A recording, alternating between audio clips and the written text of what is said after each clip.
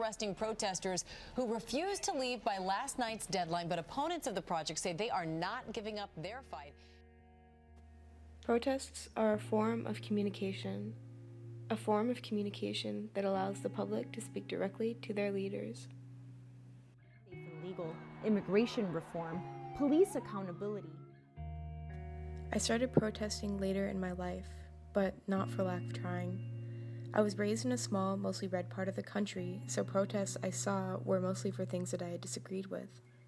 I joined my first protest when I graduated high school and went to support and be with my little sister when she went to march in the March for Our Lives protest.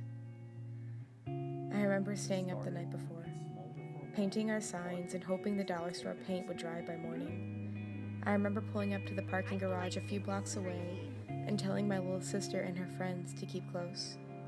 Like I said, a very red area. Protesting has made me feel very powerful in a way that I haven't felt before. And like I said, a protest is a form of communication. It raises the public's voice and sparks attention from political leaders.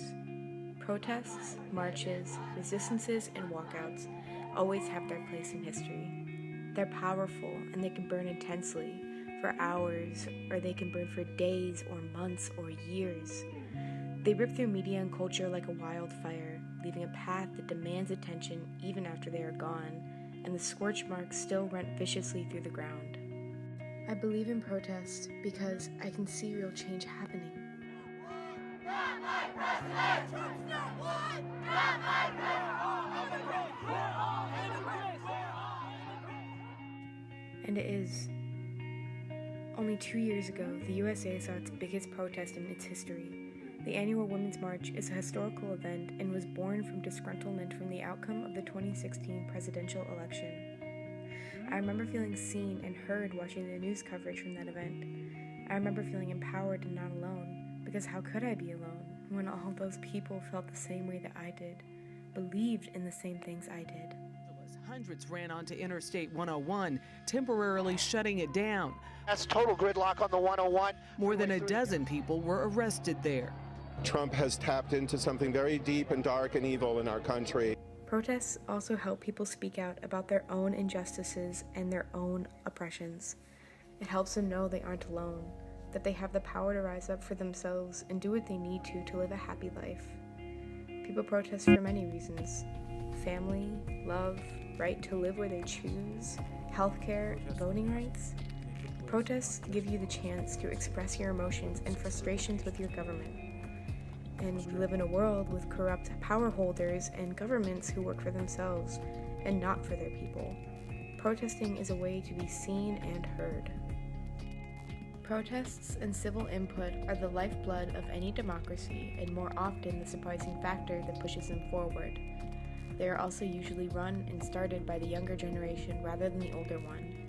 And with the amount of protests we see today, it is easy to see that the millennials and Generation Z are ready to fight and out for blood. Protests push our society forward and show us what the public truly cares about. We see them on the street, and we see these student activists making such incredible waves in the world. We see them fighting for what they believe in and really making change.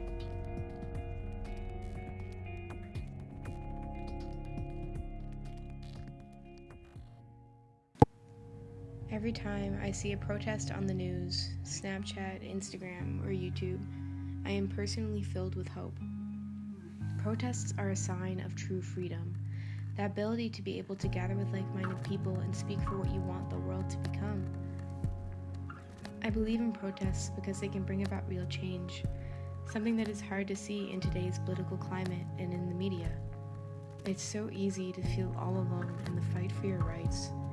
But the emotions that protests give me, the acceptance and power I feel, makes me hopeful for the future.